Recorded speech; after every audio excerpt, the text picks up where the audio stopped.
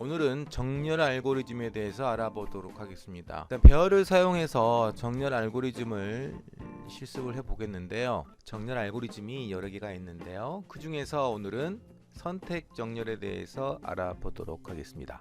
지금부터 하는 설명은 마지막 전까지 오름차순을 기준으로 정렬하는 방법을 알아볼 테니까요. 헷갈리지 않도록 해주세요. 일단 선택 정렬의 개념부터 말씀을 드리겠습니다. 선택 정렬은 왼쪽이든 오른쪽이든 끝에 있는 위치를 선택을 합니다. 일단 우리는 오름차순 정렬로 하기로 했으니까 왼쪽 끝을 선택을 한다고 가정을 해보겠습니다. 왼쪽 끝에 위치를 선택을 하고요. 선택되지 않는 나머지 데이터들과 비교해서 선택된 위치의 값보다 작은 값이 있으면 교환을 하겠습니다.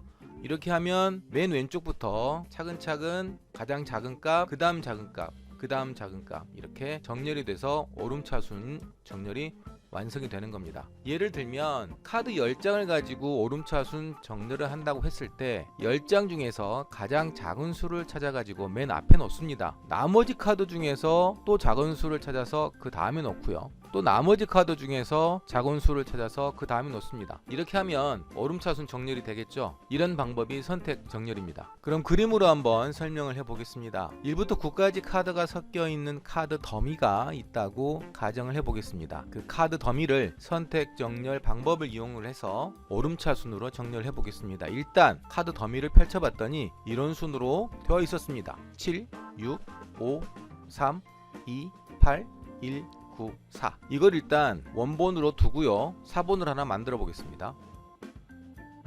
자, 위쪽에 있는 게 원본이고요. 이 아래쪽에 있는 게 오름차순으로 정렬할 대상입니다.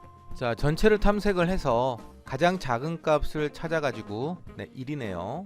첫 번째 위치의 값과 교환을 하면 되겠습니다. 한번 해볼까요? 1을 가지고 7로 이동을 합니다. 어라?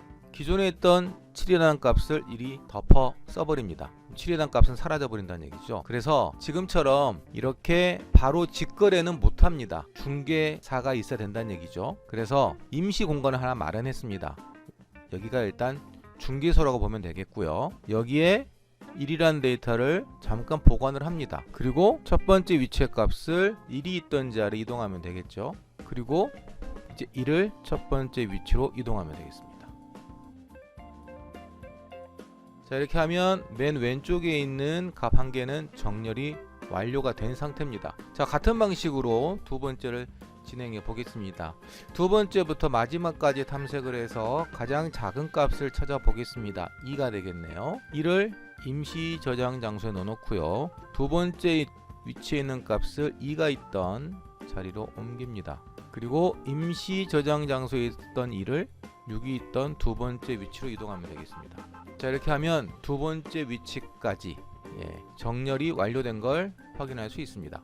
자, 이번에는 세 번째부터 마지막까지 해서 가장 작은 값을 찾아보겠습니다. 3이 나오네요. 3을 임시 저장 장소로 옮기고요. 다음 세 번째 위치의 값을 3이 있던 위치로 이동시킵니다. 3을 5가 있던 자리, 즉 세 번째 위치로 이동시키겠습니다.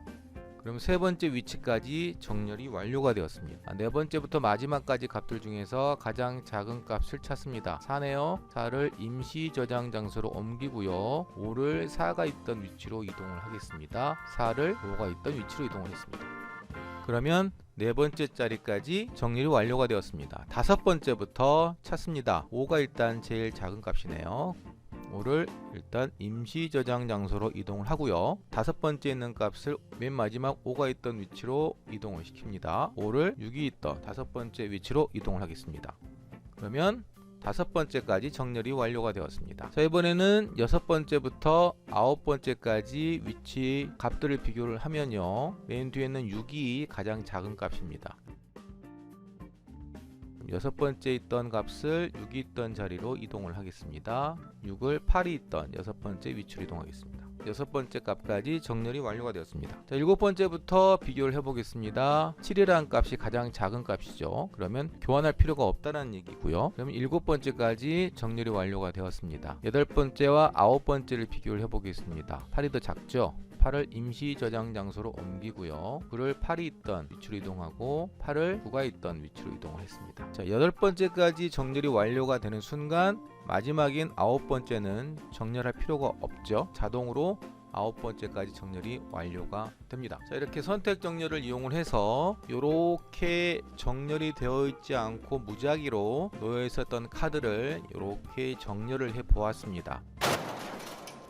자, 정렬을 할 때 가장 중요한 부분이 두 개의 위치 값에 있는 값들을 교환을 하는 내용인데요. 앞서 설명을 했지만 교환은 직접적으로 되지 않습니다. 자, 2의 두 번째 있는 위치와 네 번째 있는 위치를 두 개를 교환을 한번 해볼게요. 4를 가지고 가서 2를 덮어 쓰게 되는 거죠. 2는 사라져 버리는 겁니다. 따라서 두 개의 위치 값을 교환을 할 때는 바로 직거래는 못하고요. 중간에 이렇게 임시 저장 장소가 필요했습니다. 먼저 한 곳에 있는 값을 임시 저장 장소로 보냅니다. 그리고 다른 곳에 있는 값을 보냅니다. 2가 되고요. 4는 덮어 써서 사라져 버리겠죠. 임시 저장소에 있던 값을 다른 곳으로 옮겨줍니다. 그러면 원래 2와 4가 있던 자리에 4와 2라는 새로운 수로 대체가 되고요. 그 수는 이전에 있는 수를 서로 교환한 결과를 낳게 됩니다.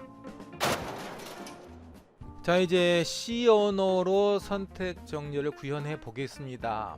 9개 숫자 카드는 정수형 별 변수에 저장하겠습니다. 9개 크기를 가지는 정수형 별 변수를 선언해 보도록 하겠습니다. 그리고 9개의 숫자를 초기값으로 저장합니다. 9개 숫자가 잘 저장이 되었는지 출력을 해서 확인해 보도록 하겠습니다. 반복문에서 사용할 변수 i를 먼저 선언하고요. for i가 배열의 인덱스 값은 0부터 시작을 하죠. 9개에 있으면 8에서 끝납니다. 1씩 증가하면 되겠고요. 인덱스 값을 이렇게 해서 출력을 해 보겠습니다. 인덱스 값을 이용해서요. 그러면 7653281994 네, 그대로 잘 저장이 되어 있고 출력이 잘 되는 것도 확인해 볼 수 있습니다. 자, 요거 한번 해보겠습니다. 첫 번째 값과 두 번째 값을 한번 교환을 해볼게요. 교환. 일단 첫 번째 값과 두 번째 값 출력을 해보도록 하겠습니다. 두 개 값이 출력이 돼야 되겠고요. 첫 번째 값은 인덱스가 0이죠. 두 번째 값은 인덱스가 1입니다. 그리고 여기 줄바꿈을 한번 넣도록 하겠습니다.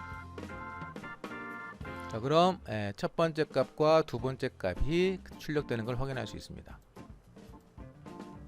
자, 두 곳에 저장된 값을 교환하려면 단계가 필요한데요. 여기 7을 6자리로 보내버리면 6은 사라져 버리겠죠. 반대로 6을 7로 보내도 7은 사라져 버립니다. 그럼 7과 6을 서로 교환하려면 어떻게 할까요? 방금처럼 했을 경우에 가장 큰 문제는 기존에 있던 값이 사라진다는 겁니다. 그러면 기존에 있던 값을 잠깐 보관하고 있으면 문제가 해결됩니다. 개념을 설명을 할 때 잠깐 보여드리긴 했었는데요.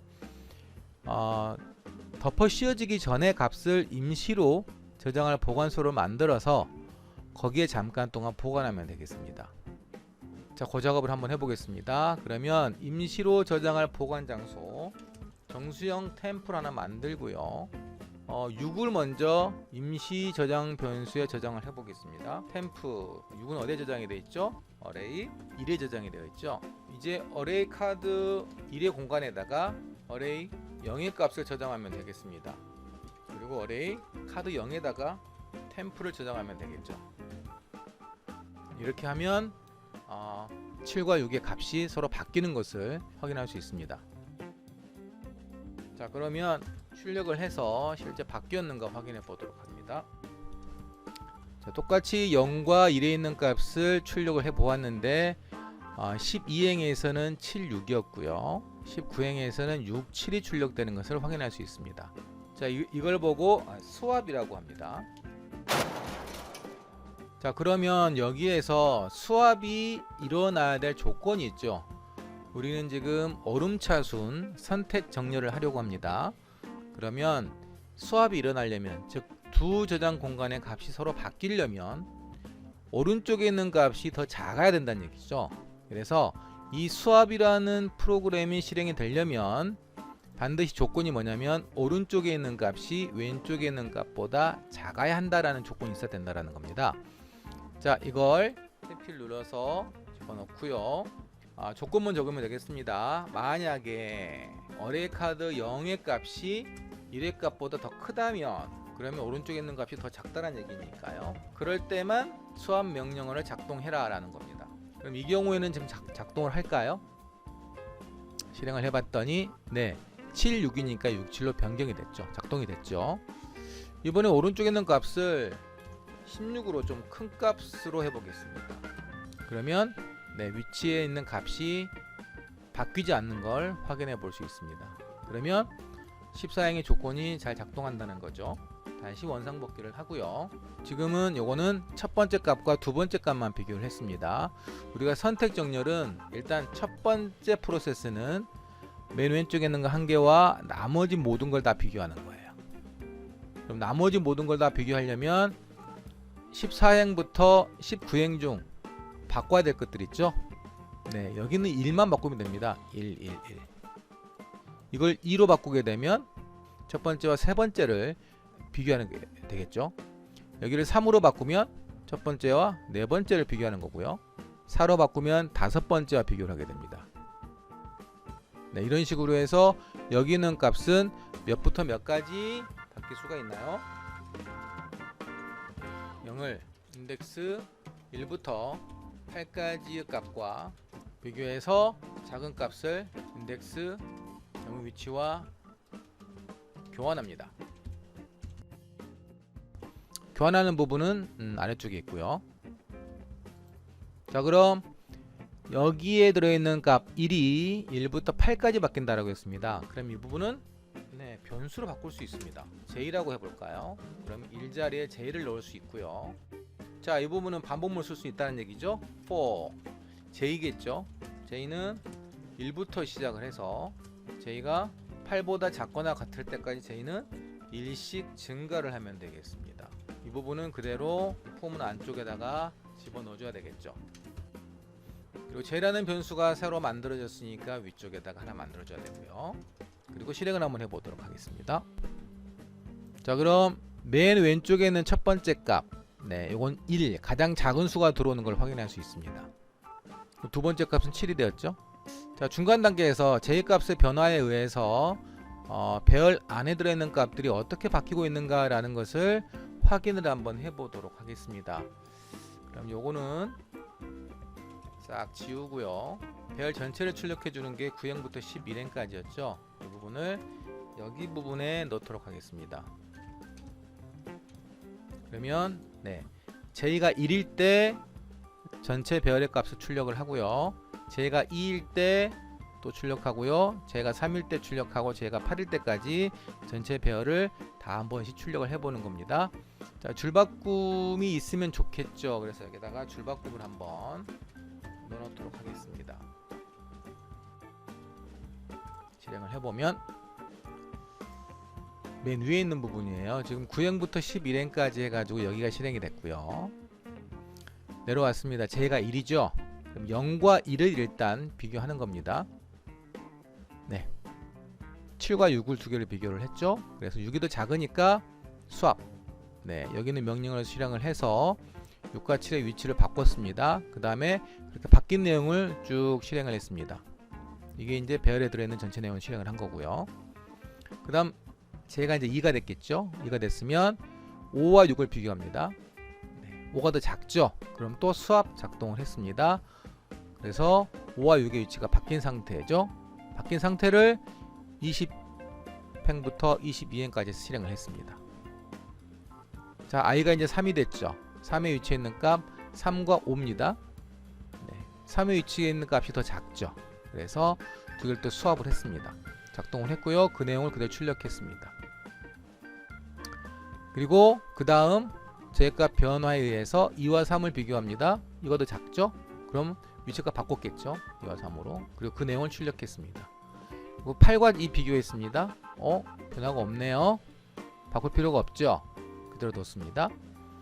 그 다음 2와 1을 비교해 보니까 1이 더 작네요. 두 개 수합했겠죠? 그리고 출력했습니다.